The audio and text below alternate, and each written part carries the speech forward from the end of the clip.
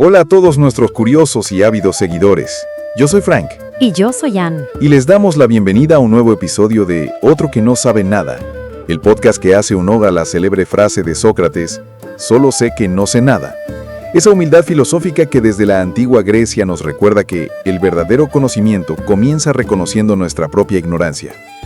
Y hoy los invitamos a sumergirnos en una de las historias más fascinantes y perturbadoras de la humanidad. Así es, Frank. Gracias a todos por estar aquí nuevamente junto a nosotros y acompañarnos siempre en esta maravillosa e infinita aventura del saber. Hoy exploraremos la fascinante historia de las brujas, pero no la que nos contaron en los cuentos de hadas, sino la real, la verdadera tragedia en que se vieron envueltas cientos de miles de mujeres bajo la acusación de ser aliadas del demonio. Y si te contáramos que la terrible cacería de las llamadas brujas escondía algo más que la supuesta limpieza de seguidores del demonio, ¿qué dirías? Y si al finalizar de escuchar esta serie documental investigativa descubrieras que detrás de tamaña crueldad, horribles castigos y hogueras encendidas, se escondía una mano poderosa que aún llega a nuestros días? Acompáñanos en este viaje fascinante y sobrecogedor al pasado. No te vas a arrepentir.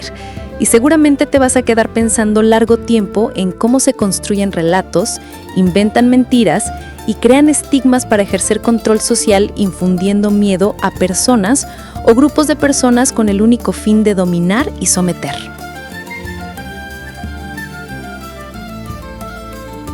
Imaginen por un momento a María, una mujer de 45 años en la Francia del siglo XV. Es la sanadora más respetada de su aldea, conoce más de 200 plantas medicinales, ha ayudado a nacer a 3 generaciones de niños. Y cuando los médicos de la ciudad fracasan, las familias nobles viajan días para consultarla. Los campesinos la veneran, los nobles la recompensan, y en menos de un siglo, mujeres exactamente como ella serán quemadas vivas por decenas de miles. ¿Cómo es posible que las mismas mujeres que un día fueron las guardianas del conocimiento ancestral se convirtieran en el enemigo público número 1 de Europa? Esa pregunta, Frank, nos llevará por uno de los episodios más oscuros y reveladores de la historia humana. ¿Estás listo para otra aventura del saber? Por supuesto. La verdadera historia de las brujas, de sabias veneradas a enemigas del Estado. Retrocedamos en el tiempo, Frank, a las primeras civilizaciones de la historia humana. Las brujas, los orígenes sagrados. Nuestra historia comienza hace más de 5.000 años en las primeras ciudades de Mesopotamia. ¿Sabías que en las tablillas de arcilla más antiguas que conocemos encontramos la palabra Kishpu? ¡Qué interesante! Y estos rituales mágicos no eran temidos, sino respetados, ¿verdad, Frank? Los sacerdotes los oficiaban en los templos y el conocimiento mágico era considerado una conexión directa con los dioses. Exactamente. Si viajamos al antiguo Egipto, encontramos Heka, que no era brujería en el sentido moderno, sino la fuerza fundamental del universo. Las mujeres con conocimientos mágicos eran veneradas como intermediarias entre los dioses y los mortales. La diosa Isis es un ejemplo perfecto de esto. Como patrona de la magia y la curación, estableció un patrón que perduró por milenios: la mujer sabia como figura sagrada. Y en Grecia, las farmakis, especialistas en medicina y magia, eran figuras ambivalentes pero poderosas. Circe, Medea, Hécate, no eran villanas en las historias originales, sino arquetipos de poder femenino que las culturas respetaban y temían a la vez. Pero aquí es donde la historia toma un giro inquietante, ¿no es así? Así es, San. En el Imperio Romano vemos el primer cambio luminoso. El año 186 a.C. marca un evento escalofriante, la Beneficia Matronarum, la casa de brujas romana, donde miles de mujeres fueron ejecutadas por envenenamiento. Por primera vez en la historia, vemos un patrón que se repetirá con consecuencias devastadoras. La asociación sistemática entre mujeres, conocimiento médico y peligro social. El comienzo de la tragedia. La transformación medieval. Durante casi 1000 años después de la caída de Roma, las mujeres sabias mantuvieron su estatus respetado. En la Europa medieval temprana, las curanderas eran pilares de sus comunidades. Hildegard de Bingen es un ejemplo perfecto, Frank. En el siglo XII, escribía tratados médicos revolucionarios, combinando herbolaria con misticismo, respetado por papas y emperadores. Pero entonces algo cambió. Y ese cambio tiene nombre y apellido: Jacqueline Felicia. El caso de 1322 en París. Una historia que me parece fundamental para entender lo que vino después. Exacto. Jacqueline es llevada ante la Universidad de París, acusada de practicar medicina ilegalmente. Sus pacientes testifican a su favor, ha curado casos donde médicos universitarios fracasaron. Una paciente llega a declarar que es más sabia en el arte de cirugía y medicina que cualquier médico maestro en París. Pero su crimen no era la incompetencia, sino ser mujer. La universidad la condena, no por su efectividad, sino por atreverse a curar siendo mujer. Y aquí presenciamos el momento bisagra de nuestra historia. Por primera vez, no es la efectividad lo que importa, sino el género del sanador. Pero, ¿qué había cambiado realmente, Frank? 3 factores revolucionarios convergían. Primero, las universidades. Por primera vez en la historia, el conocimiento médico se institucionalizó. Y se masculinizó. Las mujeres fueron sistemáticamente excluidas de la educación formal. Segundo, la competencia económica. Los médicos universitarios necesitaban eliminar la competencia femenina. Y tercero, más siniestro, una nueva misoginia teológica. Los textos de Tomás de Aquino proporcionaron justificación científica para la inferioridad femenina, preparando el terreno ideológico para lo que estaba por venir. Y lo que estaba por venir era absolutamente devastador. Hablemos ahora de un infame libro, el Malleus Maleficarum. El año es 1484 a. Un dominico alemán llamado Heinrich Kramer tiene un problema personal. Ha fracasado estrepitosamente dirigiendo juicios por brujería en Innsbruck. El obispo local lo expulsa de la ciudad, describiéndolo como senil y loco. Sus acusaciones fueron tan absurdas que todas las mujeres arrestadas fueron liberadas. Pero Kramer no acepta la derrota. En un acto que cambiaría la historia europea, escribe su venganza, el Malleus Maleficarum, el martillo de las brujas. Este libro se convertirá en el segundo más vendido después de la Biblia durante más de 200 años. Y su mensaje era devastadoramente simple. Las mujeres son inherentemente malas, propensas a pactos diabólicos y deben ser identificadas, torturadas y ejecutadas sistemáticamente. El Malleus establecía que toda brujería viene de la lujuria carnal, que en las mujeres es insaciable.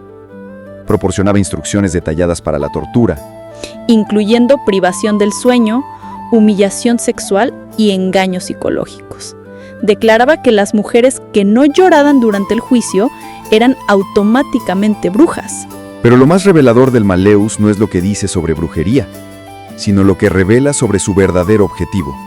Exacto, Frank.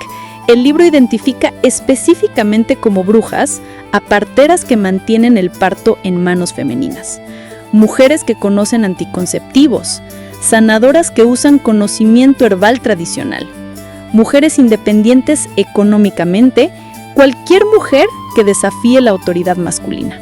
Kramer no estaba cazando brujas. Estaba diseñando un manual para destruir sistemáticamente la autonomía femenina. Se desata el terror, la gran persecución.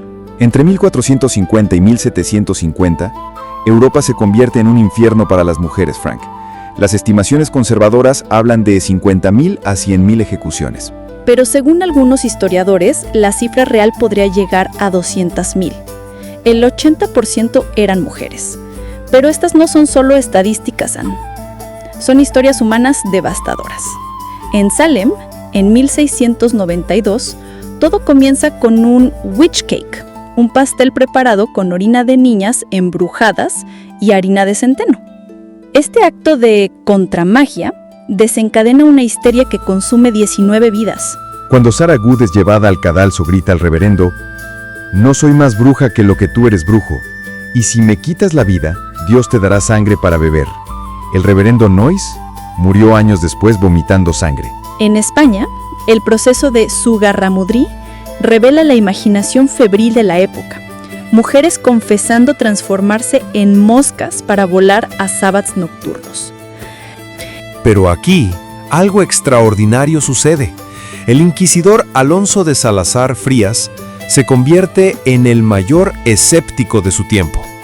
Después de investigar personalmente 2000 confesiones, concluye: la mejor manera de acabar con la brujería es dejar de hablar de ella. En Alemania, los principados de Würzburg y Bamberg ven las masacres más brutales, entre 900 y 1200 ejecutados en cada región, aldeas enteras despobladas, familias completas exterminadas. Pero aquí está lo que debemos entender. Esto no fue histeria espontánea, fue política sistemática. Ahora hablemos de la verdad detrás de la casa y hagamos una reflexión profunda. La historiadora Silvia Federici, en su obra revolucionaria Caliban y la bruja, nos revela la verdad que los libros de historia ocultaron durante siglos. La caza de brujas no fue superstición medieval, fue una herramienta deliberada de transformación económica y social. La coincidencia es reveladora. La caza de brujas alcanza su pico exactamente durante la transición del feudalismo al capitalismo, entre 1580 y 1630. Justo cuando las tierras comunales se privatizan masivamente, los campesinos son expulsados de sus medios de subsistencia, los salarios reales caen en 2/3. Y se necesita crear una nueva clase trabajadora disciplinada. ¿Y quiénes serán las brujas? Exactamente las mujeres que representaban obstáculos para este nuevo orden. Las que mantenían conocimientos de anticoncepción cuando se necesitaba más mano de obra, las que conservaban tradiciones comunales cuando se requería individualismo.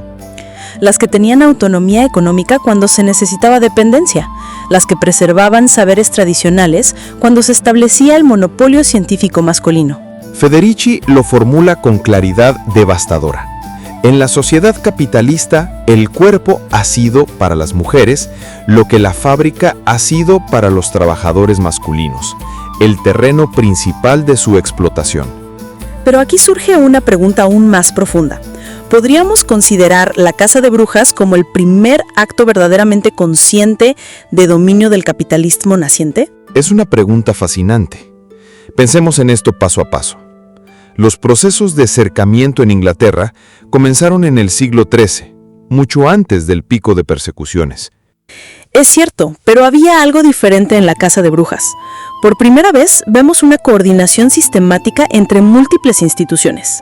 La Iglesia, las universidades, el Estado emergente y las élites económicas. Y operaba a escala continental. No era solo una transformación local, sino un proyecto de ingeniería social masivo que abarcaba toda Europa. Exacto. Lo que hace único a este periodo es la sofisticación con la que se identificaron específicamente aquellas prácticas femeninas que obstaculizaban la acumulación capitalista. El Malleus Maleficarum no era solo un manual de persecución, era prácticamente un estudio de mercado sobre qué aspectos de la autonomía femenina debían eliminarse. Piénsenlo, el control de la reproducción garantizaba más mano de obra.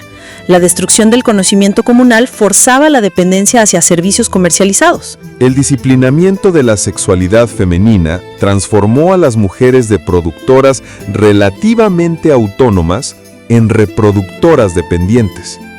Quizás sea más preciso decir que fue el primer acto masivo y sistemático de ingeniería social consciente al servicio del capitalismo. No fue el primer acto capitalista, pero sí posiblemente el primero en usar terror sistemático como herramienta de disciplinamiento económico a tal escala. Y eso tiene implicaciones que resuenan hasta hoy. Cada vez que vemos crisis económicas generar chivos expiatorios, especialmente entre poblaciones vulnerables, estamos viendo ecos de estos mismos patrones. Aquí termina este primer capítulo, sobre la verdadera historia de las brujas. Reflexiones finales. Para 1750, el Holocausto había terminado. Las hogueras se apagaron, los tribunales se disolvieron, las leyes antibrujería fueron derogadas. Europa había conseguido su objetivo: transformar a las mujeres de productoras autónomas en reproductoras dependientes. ¿Y realmente había terminado? Esa es la pregunta crucial. El capitalismo había perfeccionado una herramienta de control social, la capacidad de crear enemigos internos cuando necesita transformar las relaciones económicas. Y si observamos la historia posterior, vemos que estos patrones se repiten. Cada crisis económica, cada transformación del sistema genera nuevos chivos expiatorios. Los inmigrantes durante las crisis industriales, las mujeres trabajadoras durante las recesiones, las poblaciones vulnerables durante pandemias. El mecanismo que se perfeccionó durante la Casa de Brujas, usar el miedo y la división para facilitar transformaciones económicas, nunca realmente desapareció. Pero aquí nuestra historia toma un giro fascinante e inesperado. Porque si pensamos que la historia de las brujas termina con las llamas de la persecución, estamos completamente equivocados. En nuestro próximo episodio descubriremos cómo la figura más perseguida de la historia se convirtió en el símbolo de empoderamiento más poderoso de la modernidad. Y cómo, al comprender su historia, podemos reconocer y resistir estos patrones cuando emergen en nuestro tiempo. Esperamos que este episodio haya sido de su interés y agrado, y de ser así, compártanlo con sus familiares y amigos para que también puedan conocer esta fascinante historia tan llena de mitos, falsedades y leyenda negra. Suscríbete al canal si aún no lo has hecho, activa la campanita para que te alerte de los nuevos episodios y no olvides darle like si te ha gustado. Sin más, nos despedimos hasta el próximo episodio de Otro que no sabe nada. Y recuerden siempre, el saber es la elegancia con la que se viste el intelecto. Hasta la próxima.